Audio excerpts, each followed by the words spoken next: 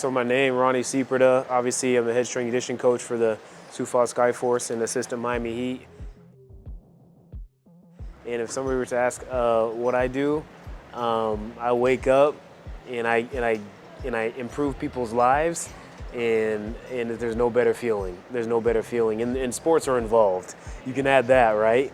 I always tell everybody, and other strength coaches can relate, I got the best job in America, man. Got one of the best jobs in America.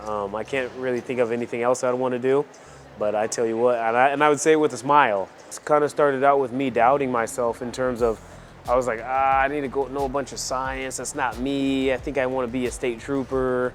I rode around with a state trooper already. Yeah, and the day went by fast, so I really enjoyed it.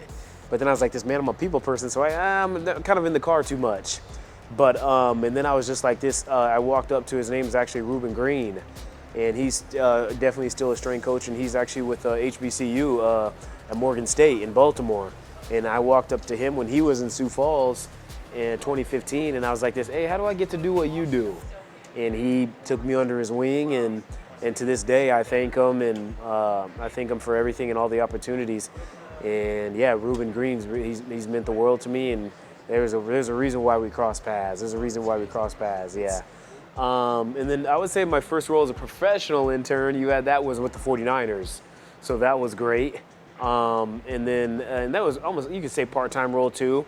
I went, midday I would leave for another job, but come back, but not very long, just get a little extra money. California's expensive. And then my first official role, where I was calling like all the shots as the guy, so to speak, was with I would have been with Harrisburg High School.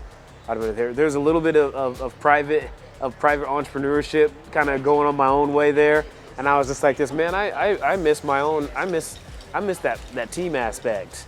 I miss that team aspect. So, man, all the spots have meant really a lot to me. And the high school kids, that's probably where I potentially, I don't know about want to say grew the most, but that's where I really truly found out more about Rony. In the last 10 years, the biggest thing I've learned is don't forget you're working with people. Don't forget you're working with people, and I always tell the players, I love you, and I might not even know you fully. I might have just met you, but I love you, and just for the simple fact that you're a human being. And you need to be treated like a human being. And then those sports and everything follows suit. But if you're trying to just, treat the athlete as if they're not a human being, or just, I just want my benefits out of it, I just want to look good, it's not going to go very far. And I know all the other strength conditioning coaches in the NBA, G League would say the same, I would hope. So some advice that I'd give them is you got to have good genes. Genes is a good start. You also you make the most of what you have. And I always told the Harrisburg kids that I trained at the high school, hey, don't criticize everything you got. You can't, well, I'm not tall enough. Well, I'm not. And I always reminded them, don't criticize everything you got. That's everything you got.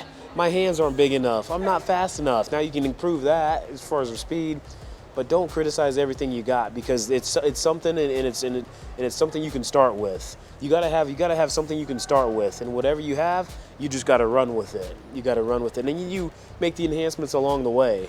But the aspect, I'd say, with my job that's most unknown to the outsider is keeping it simple. These guys were way more accomplished, even before I met them. I shouldn't say more, because I'll increase that. But they were accomplished before I met them, so I humble myself and say I'm not anything extraordinary. I would say I have grit. I have that hard work. I don't know if there's a great book out there about Angela Duckworth, Grit. Yeah, and that's a huge factor in consistency, and that goes back to the workouts. Consistency. I want to get results. You gotta be consistent. Yeah, if they've never used Anchor before, I'd say, man, you need to, because the ease of use. The ease of use. There's very little room for user error using it. I'd show them, flip it on. I didn't even read the instructions. I just went straight to it, and sometimes that's out of my own fallacies. But I just just made sense, and I was just like, oh, yep, clip, Oh, yep, clip. I would say, man, just it's so nice to travel with and ease of use, and that's what all the strength coaches, for the most part, I would say want, right? Ease of use and very little user error. And you guys knocked that out of the park. You guys made it easy for us to set up and easier for us to just bring wherever we need to bring.